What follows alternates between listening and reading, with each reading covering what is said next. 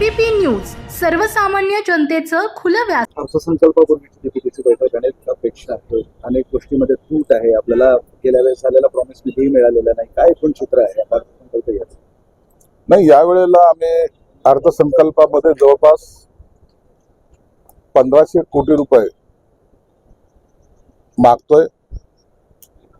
ते यासाठी की या शहराची वाढती लोकसंख्या,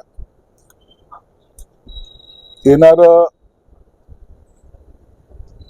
इंडस्ट्रीज या सर्व पाहून आता आम्हाला भरीव तरतूद ही मिळाली पाहिजे. आणि म्हणून आमचा प्रयत्न हाच राहील की दरवेळेला या शहराला त्याचा असलेला बॅकलॉग हा कधी भरून निघाला नाही. तर या वेळेला मुख्यमंत्री देवेंद्र फडणवीस साहेब हे याकडे जातीने लक्ष देऊन आम्हाला न्याय देण्याचा प्रयत्न करतील. राजकीय प्रश्न आहे. राष्ट्रवादीवर विलिनीकरणाचा सगळा प्रकार सुरू होता. आता यावर असं म्हणणं आहे राष्ट्रवादी सत्तेत असणाऱ्याचे की विलिनीकरणाची घाई कशासाठी, आणि विलिनीकरण म्हणताय तर मग त्याचे पुरावे तर द्यावे. आता राष्ट्रवादीमध्ये अंतर्गत जो चाललेला वाद आहे त्या वादावर आमच्यासारख्याने बोलणं उचित नाहीये. की राष्ट्रवादी एक गट म्हणतो की विलिनीकरणाची बोलणी झाली होती, दुसरा गट म्हणतो की विलिनीकरणाची काही बोलणी झाली नव्हती.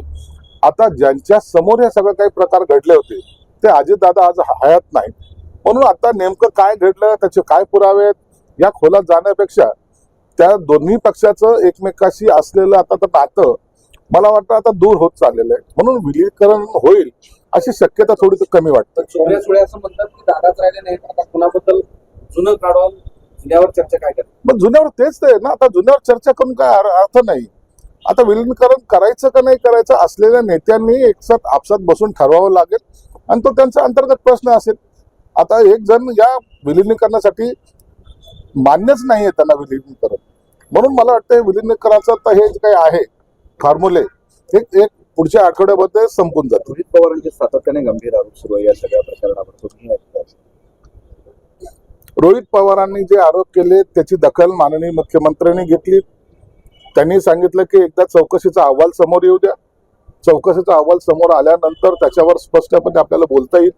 म्हणून आता रोहित पवारांनी जे काही आरोप केले असतील त्या आरोपाची सुद्धा छाननी जरूर होईल, त्याची माहिती सुद्धा घेतली जाईल आणि ह्या 8-10 दिवसामध्ये त्याच्यावरचा जो काही अहवाल येईल त्या अहवालामध्ये सगळं चित्र हे स्पष्ट होईल. चंद्रपुरात तुम्ही लाच घालवली ते तपासा असं हर्षवर्धन सत्तार राऊतांना म्हणतात. संजय राऊतांनी महाराष्ट्रामध्ये पक्षाची लाच घालवली, म्हणून त्याची लाच घालवणं हा काय त्याच्यासाठी नवीन उद्योग नाहीये. संजय राऊतने पक्ष कुठं होता, कुठं नेऊन ठेवलाय हे अख्ख्या महाराष्ट्राच्या जनतेने पाहिलेलं आहे, पक्षाच्या पदाधिकाऱ्यांनी पाहिलेलं आहे, शिवसैनिकांनी पाहिलेलं आहे. म्हणून आता संजय राऊत बद्दल लाच घालवली हे म्हणणं सुद्धा फार छोटा शब्द ठरेल. म्हणून आता हे उभाटाचं एकदा ओम स्वा फट जेव्हा होईल तेव्हाच तो उभाटा आपल्याला पाहायला मिळेल. निकालावर उद्धव ठाकरे असं म्हणाले की पैशाचा महापूर दिसला, आता निष्ठेची भिंत काही कोसळली नाही. हे आता मनाला समाधान देण्यासाठी असे वाक्य चांगले वाटतात, परंतु एकदा पराभव हा पराभव असतो, तो कोणाचा काय असत. अनेक दिग्गजाचे लोक पडली म्हणून त्यांनी पराभव मान्य केला नाही अशातला भाग नाही. एकदा निवडणूक आहे, याच्यामध्ये सर्व तंतमंत सगळं अवलंबले जातात आणि जो निकाल येईल तो सर्वांना मान्य करायचा असतो. वाढत्या अतिक्रमणामुळे मुंबईत रस्त्यांची इतकी वाईट अवस्था झाली आहे की पुढच्या 10 वर्षात मुंबईकर घोड्याला प्रवास करतील असं उच्च न्यायालयाने महापालिकेवर ताशेरे ओढले. गेल्या काही वर्षाची ट्रॅफिक अवस्था बघतो, काय सांगतात? उच्च न्यायालयाने जे काही ताशेरे ओढले ते अत्यंत अनुभवातून ओढलेले ताशेरे ते दिसतात. म्हणून आम्ही दरवेळेला सांगायचो की ठेकेदाराचे घरं भरण्यापेक्षा मुंबईकराला दिलासा देण्याचं काम आपण केलं पाहिजे.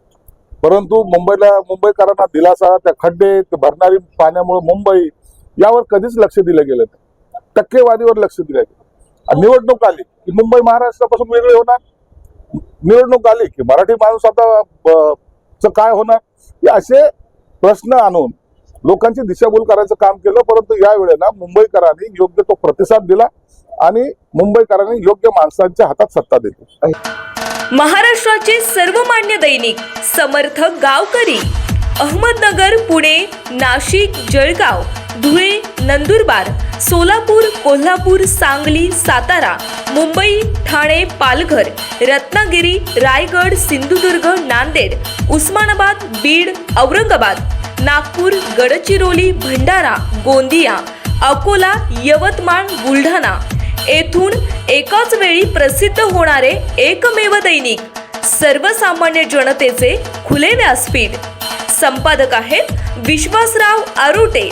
मोबाईल नंबर आहे 9423 38 85 08.